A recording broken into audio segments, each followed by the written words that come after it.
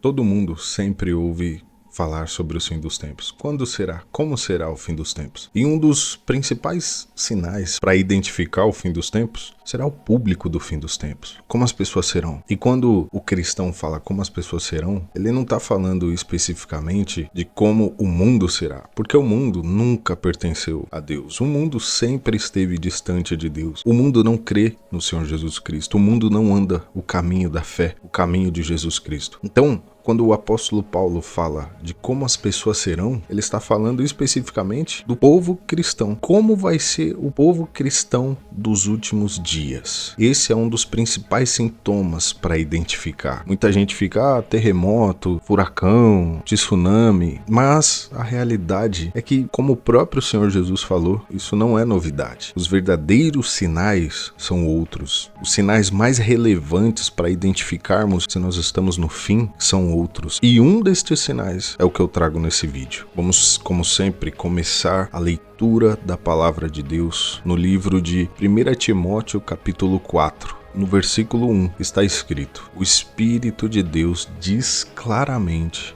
que nos últimos tempos alguns abandonarão a fé. Eles darão atenção a espíritos enganadores e a ensinamentos que vêm de demônios. Olha só. Aqui, o apóstolo Paulo não está falando do mundo, ele está falando dos cristãos. Os cristãos darão atenção a espíritos enganadores e a doutrinas que vêm de demônios. Portanto, doutrinas que são anticristãs. Os cristãos darão atenção a doutrinas que vêm do seio do mal. Doutrinas que são anticristãs. Os cristãos seguirão ensinamentos de demônios. Eu tenho certeza que você já deve conhecer muitos cristãos e muitas igrejas que estão seguindo doutrinas que são antibíblicas, completamente contra o reino de Deus. E as pessoas se dizem cristãs e estão seguindo, realizando obras totalmente pecaminosas e falando que é em nome de Deus. Isso não é segredo para ninguém. Essas coisas já estão acontecendo e cada vez num ritmo maior. Em 2 Pedro, capítulo 2, versículo 1 está escrito: No passado, apareceram falsos profetas no meio do povo, e assim também vão aparecer falsos mestres entre vocês.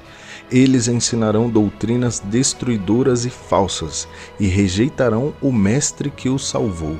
Isso fará com que caia sobre eles uma rápida destruição. O ponto está aqui. Surgirão falsos mestres, falsos profetas, que ensinarão doutrinas destruidoras, falsas, doutrinas que rejeitarão o mestre que o salvou. Isso não te lembra nada? Será que você já ouviu algum evangelho por aí que rejeita o próprio ensinamento do Senhor Jesus Cristo? Existirão falsos mestres como sempre existiram no Velho Testamento, surgiram falsos profetas no meio do povo, falsos mestres no meio do povo, e a estratégia do mal ainda é a mesma. Ele faz com que surjam falsos mestres, ele faz com que surjam falsos profetas e guie o povo com doutrinas destruidoras, doutrinas que são anticristãs na sua raiz. O evangelho, o cristianismo sempre ensinou pureza, se afastar da imoralidade sexual, se afastar de idolatrias, mas nós vemos igrejas incentivando imoralidades, nós vemos cristãos seguindo ídolos, cristãos entregues à idolatria, seguindo doutrinas que são totalmente destruidoras, que não te incentivam a orar, doutrinas que não te incentivam a ler a Bíblia, que não te incentivam a jejuar, doutrinas que não forçam a sua vida espiritual, que não te elevam espiritualmente na presença de Deus. Não, existem doutrinas por aí que elas estão fazendo exatamente o contrário. Elas estão te deixando mais carnal, estão te deixando mais sentimental, emocional, longe de Deus. A vida espiritual é meramente emocional. As pessoas só gostam de mensagens emocionais, mensagens de motivação, e a fé cristã não é isso, não é só isso. A fé cristã tem muita esperança, muita motivação, mas não é só isso. As pessoas estão trocando o verdadeiro evangelho por mensagens sensacionalistas que não fortalecem o espírito, que não animam o seu espírito, que não te colocam na presença de Deus. Em 2 Timóteo, capítulo 3, vamos ler a partir do versículo 1. Lembre disto: nos últimos dias haverá tempos difíceis, pois muitos serão egoístas, avarentos, orgulhosos, vaidosos, xingadores, ingratos, desobedientes aos seus pais e não terão respeito pela religião. Não terão amor pelos outros e serão duros, caluniadores, incapazes de se controlarem, violentos e inimigos do bem. Serão traidores, atrevidos e cheios de orgulho. Amarão mais os prazeres do que a Deus.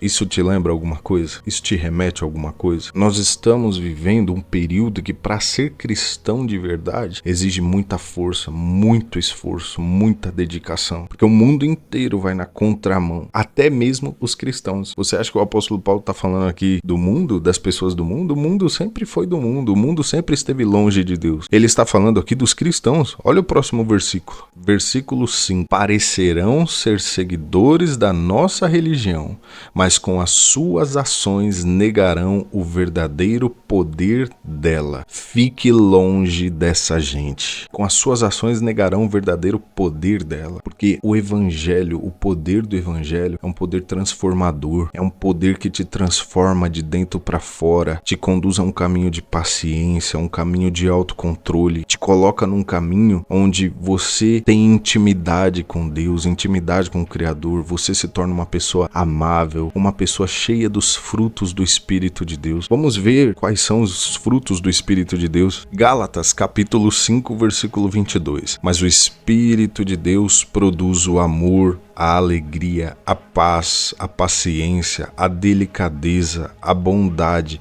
a fidelidade, a humildade e o domínio próprio. Olha isso, Gálatas, o apóstolo Paulo nos diz quais as consequências de andar com Deus, de andar com o Espírito de Deus. É desenvolver esses sinais, você dar esses frutos. Conhecereis a árvore pelos seus frutos. Uma pessoa que só fala maledicências, que só amaldiçoa, que tem uma boca maldita, uma pessoa que é intolerante, impaciente, uma pessoa com ódio no coração, uma pessoa que só vomita coisas ruins, que só deseja o mal. Isso é contrário ao Espírito de Deus. Doutrinas que seguem aquilo que a Bíblia diz que é pecado, não tem cabimento um líder que se diz com o Espírito de Deus ensinar algo que é contrário ao que a Bíblia diz, que a Bíblia foi escrita pelo Espírito de Deus. Em 2 Timóteo, capítulo 4, versículo 1, está escrito: na presença de Deus e de Cristo Jesus, que julgará todos os seres humanos, tanto os que estiverem vivos como os que estiverem mortos, eu ordeno a você com toda firmeza o seguinte: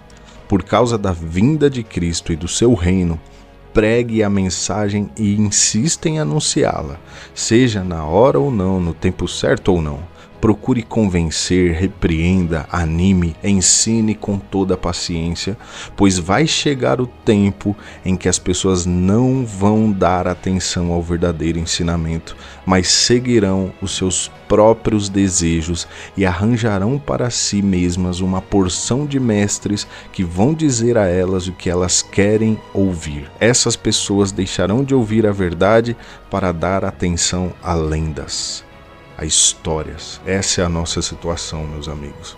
Essa será a geração cristã dos últimos dias. Muita gente espera uma geração espiritual. Não, os que estiverem com Cristo estarão e serão mais fortes, mas a geração, as pessoas, o apóstolo Paulo aqui está falando dos cristãos, serão pessoas que abandonarão a verdadeira doutrina, o verdadeiro evangelho, que é duro, ele é antimundo, ele não aceita o mundo. Não é para você ficar no mundo e no evangelho ao mesmo tempo. Não tem essa brecha na lei de Deus. No caminho do Senhor Jesus é o caminho estreito, é apertado, poucos conseguem acompanhá-lo, poucos conseguem seguir por esse caminho. A grande maioria prefere o caminho largo, estreito, fácil de andar. Agora, as pessoas que querem um caminho verdadeiro, um caminho de abnegação, um caminho onde você abandona os seus próprios desejos em prol da fé, em prol do Senhor Jesus, onde você não vai sair ficando com todo mundo, você não vai sair beijando todo mundo, você não vai poder sair pra bebedeira, ficar bebendo, se embebedando até desmaiar, você não vai poder entregar a sua vida aos seus prazeres, sair pegando todo mundo, essa imoralidade toda, você vai ter que abrir mão disso para andar com o Senhor Jesus. Você vai andar em retidão, em santidade, em espírito de oração. O caminho cristão é um caminho de justiça, de retidão, de honestidade. Você não vai poder andar por um caminho de maldades, de mentiras. Você vai ter que abrir mão das mentiras. Os seus desejos, você vai ter que controlar os seus desejos, principalmente os desejos sexuais, que a nossa geração é tão afetada, tão impulsionada. Isso vai ficar para trás, meu amigo, minha amiga. amiga, você, para andar com o Senhor Jesus, você tem que se entregar a Ele. Você se torna servo de Cristo, escravo de Cristo. Você ganha a liberdade do pecado, mas se torna escravo do Senhor Jesus para obedecê-lo, para andar em retidão, em honestidade, num caminho limpo, num caminho abençoado com a presença de Deus, num caminho de amor, de paciência, de tolerância, um caminho onde você consegue ter a